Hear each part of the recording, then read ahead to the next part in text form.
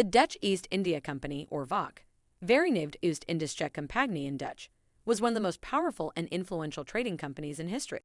Established in 1602 during the Dutch Golden Age, the VOC operated in the East Indies, present-day Indonesia, and the surrounding areas, and became the world's first multinational corporation. The VOC was created as a joint stock company by the Dutch government to compete with the Portuguese and Spanish trading empires in the region. Liking the video so far? Don't forget to like and subscribe for more.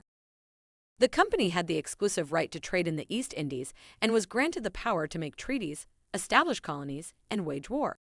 The VOC was a significant player in the global trade of spices, tea, coffee, textiles, and precious metals. The VOC established trading posts, known as factories, in several locations in the East Indies, including Java, Sumatra, Malacca, and Ceylon.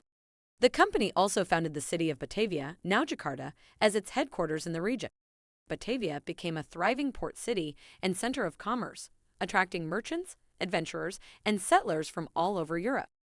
To maintain its dominance in the region, the VOC built a vast network of alliances and partnerships with local rulers and merchants.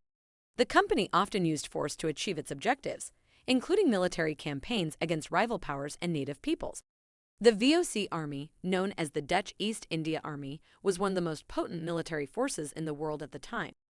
The VOC's success in the East Indies depended on the efficient organization of its trading operations. The company developed a system of trade regulations and accounting practices that allowed it to control the production, transport, and sale of goods. The VOC also established a monopoly on the sale of spices, which allowed it to dictate prices and ensure high profits. The VOC impact on the Dutch economy was profound.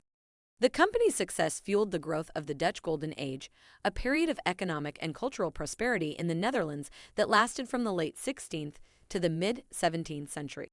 The VOC profits were used to fund the construction of public works, such as canals and bridges, and to support the arts and sciences. The VOC also had a significant impact on the global economy.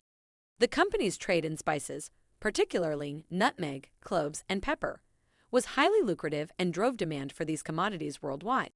The VOC trading activities helped to establish the Dutch Republic as a major player in global trade and finance, and paved the way for the Netherlands to become one of the wealthiest and most powerful nations in Europe. Despite its immense success, the VOC faced significant challenges in the 18th century. The company's monopoly on the spice trade was broken by other European powers, and the VOC struggled to compete in an increasingly crowded and competitive market. The company also faced financial difficulties and corruption scandals, which led to its decline and eventual dissolution in 1799. Today, the legacy of the VOC can still be seen in the history and culture of the Netherlands and the countries of the East Indies. The company's impact on global trade and finance paved the way for the modern multinational corporations, and its system of trade regulations and accounting practices still informs business practices today. In conclusion, the Dutch East India Company was one of the most powerful and influential trading companies in history. We hope to see you next time on Empires Histories.